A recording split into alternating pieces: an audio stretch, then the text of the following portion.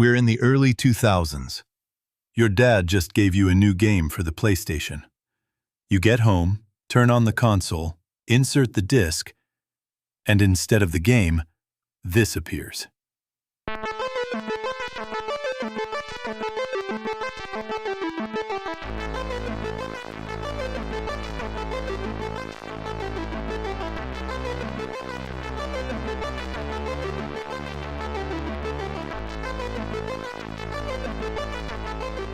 At that moment, you're just a kid in front of the TV. But unknowingly, you're listening to a piece of internet history. Let's go back in time.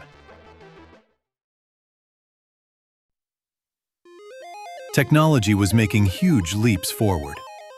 The first personal computers were born, and machines were becoming accessible to everyone. For the first time, with a simple PC, anyone could try their hand at graphic design, music, or video production, thanks to software created for these purposes. But there was a problem. The only real entry barrier was the cost of the software. And this is exactly where software piracy started. Among the various tools, the most common was the keygen, a program capable of generating an activation key, unlocking any protected software. But the most surprising detail wasn't just the superpower of making the program run. What made a keygen unique was the signature of its creators. Those who made them wanted recognition. Technical skill alone wasn't enough. They wanted to triumph and involve everyone. And the quickest way to do it was music. But in reality, this idea didn't start with keygens. Back in the 1980s, on the first Commodore 64, pirated software featured what we now call crack intros. These were animated screens accompanied by music created with very limited sound chips, like the MOS6581, which became a symbol of an iconic sound. From these experiments, a new movement emerged: the demo scene. Separate from piracy, it was a space where the most skilled programmers, using the hardware of the time, created audio-visual demos.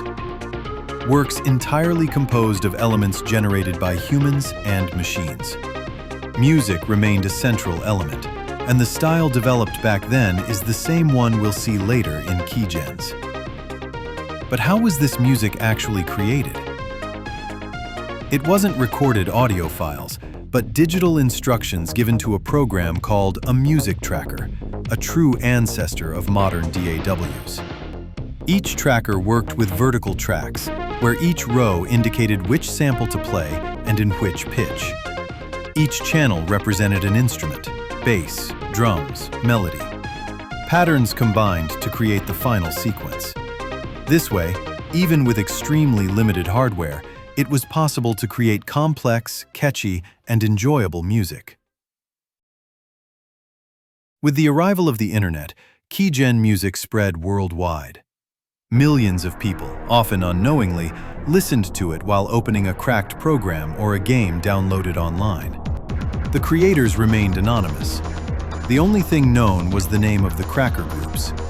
Along with music and demo visuals, names like Paradox, Callisto, or Skid Row appeared on screen, often with messages for users or, occasionally, rival group diss tracks. It's worth noting that many groups exploited the fact that these songs had no known authors or copyright to reuse them in their programs, just like they did with video demos. Over time, keygen music influenced many other genres. In video games, especially indie titles, keygen-style music is still present. It's particularly common in games with non-HD graphics, evoking the sounds and melodies of old computers and consoles. Examples include Shovel Knight, Feez, and Undertale, whose soundtracks clearly recall the 8-bit sound of keygens and the demo scene. Finally, online communities rediscovered these melodies, using them to create musical puzzles.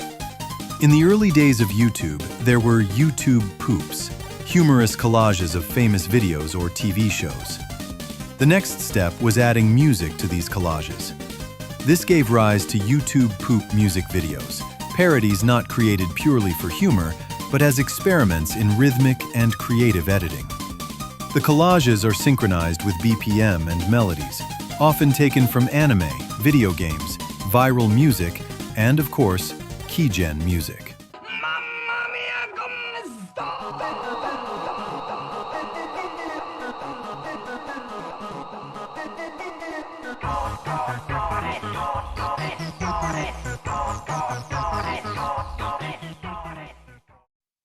Today, keygens are no longer widely used, and software piracy has changed form and face.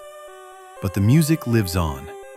The demo scene is still active, with artists and programmers experimenting on old and new hardware. Historic trackers no longer exist, but DAWs like FL Studio and Ableton have taken over, making it easier to create new songs. In the end, keygen music has become a form of digital art, poetically born in the underground through illegal software shared among friends, and now recognized as an independent musical genre. In a way, those anonymous creators gave the world something unique. Original, innovative music, free from constraints, still inspiring new generations of artists today.